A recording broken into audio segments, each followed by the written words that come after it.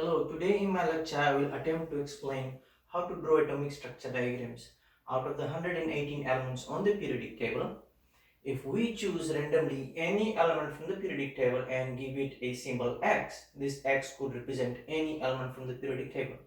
There are two numbers associated with it, one at the bottom and the other one at the top. So the two numbers essentially could be swapped, but its meaning would still remain the same. The smaller number, or otherwise always called the atomic number, is usually written on top, and the bigger number, which is called the atomic mass number, is written at the bottom. So essentially what these two numbers mean, the atomic number, which is always the smaller number, refers to the number of protons inside the nucleus.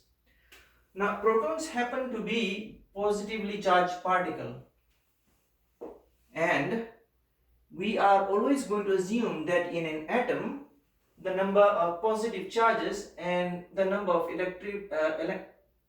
negative charges, which happen to be the electrons, are going to be the same.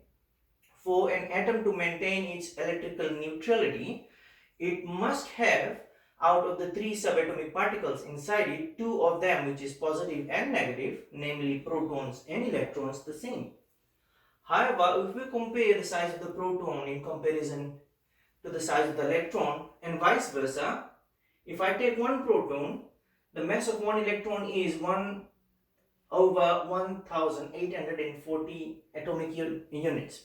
This essentially means that one electron is 1840 times smaller in front of a proton or neutron for that matter. So let's go on to the second concept, that is the atomic mass number, which happens to be the greater number all the time. It is equal to the number of protons and neutrons inside the nucleus of an atom. If we take the Bohr model of an atom, it is represented in the following manner. Starting from the nucleus of the atom, so the nucleus of the atom is the smallest and the most tightest packed space region. So it is only composed of two particles, namely the particles inside are protons, which are positively charged, and neutrons, which do not have any charge at all. The word says it, and it sounds very similar to the word neutral. Neutrons sound very similar to neutral, having no charge at all. So these two particles are glued together. So if you see in the diagram, none of the two protons, which are positively charged, are touching each other. The reason why the protons are not touching each other, because like charges repel.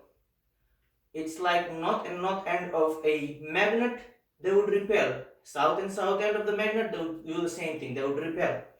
So in order to keep the protons, all of them inside the nucleus, held and intact, we need the neutrons to be acting like a glue to hold all the protons together. There is no rule that says that the number of neutrons and protons are going to be the same. For different elements, they could be same, but for different elements, they are different.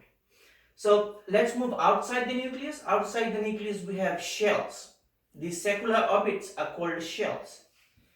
And this is the innermost shell, which is smaller when compared to the second shell going outwards. As we move outwards, these shells are filled with electrons. Now, in particular, these shells contain different number of electrons. The smallest shell, which is also called the K shell or the innermost shell, can hold a maximum of only 2 electrons. If you look at this table here, which tells us a brief summary of how many electrons could go in each shell, the first shell is also called the K shell, can hold a maximum of 2 electrons only. So the third particle we know as electrons orbit around at the speed of light, orbit around always attracting to the nucleus, but due to the centripetal acceleration, they are traveling the speed of light. 3 times 10 to the power 8 meters per second, that is 300 million meters per second, that is the speed of light. So the electrons are whizzing around or buzzing around the nucleus, attracted to the nucleus has an overall positive charge. However, the electrons are not falling into the nucleus just because they are accelerating, they are traveling the speed of light around the nucleus. The centripetal force is pushing them away from the nucleus. So there are two forces two forces that are acting on the electron at the same time. The electrons are the negatively charged particles, and in a neutral atom they have to be the same. Let's look at one of the examples from the periodic table, which we took as aluminum. So in order to draw the Bohr model of the atomic structure for aluminum atom, we need to know the three subatomic particles, how much of each is present. So if I look at the periodic table, that is 13 and 26.98. So for simplicity's sake, if we take whole numbers, the top number is going to be whole all the time, the atomic number is going to be whole all the time. But the mass number has a decimal point towards it. If we have a whole number, we can actually calculate the neutron as a whole number. So the number on the top, we will establish that as the smaller number, and that is equal to the number of protons, that is called the atomic number. So that's where I get the 13 from. The number of protons is 13. As soon as I establish the number of protons, just because atoms are neutrally charged, we have to have the same number of negatively charged particles called electron as 13 as well. The third particle, which is inside the nucleus, is the neutron. So the neutron is essentially the difference between the two numbers. The difference between the two numbers, the number on the top is the number of protons, the number at the bottom is the protons and neutrons both. So if I take away 13 out of 27, if I subtract 13 from 27, I end up with 14. So there are 14 neutrons inside the nucleus of aluminum atom. So when we are going to draw the Bohr model of the atomic structure for aluminum, we are always going to start from the center.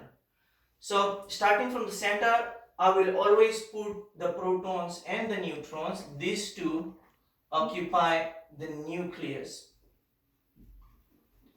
and electrons would go outside. So these two occupy in the nucleus. So protons, it will be very difficult for me to draw 13 and 14 protons in together. 26 particles in together is going to draw a very large center though. So inside the nucleus, for simplicity's sake, I am writing 13 protons and 14 neutrons.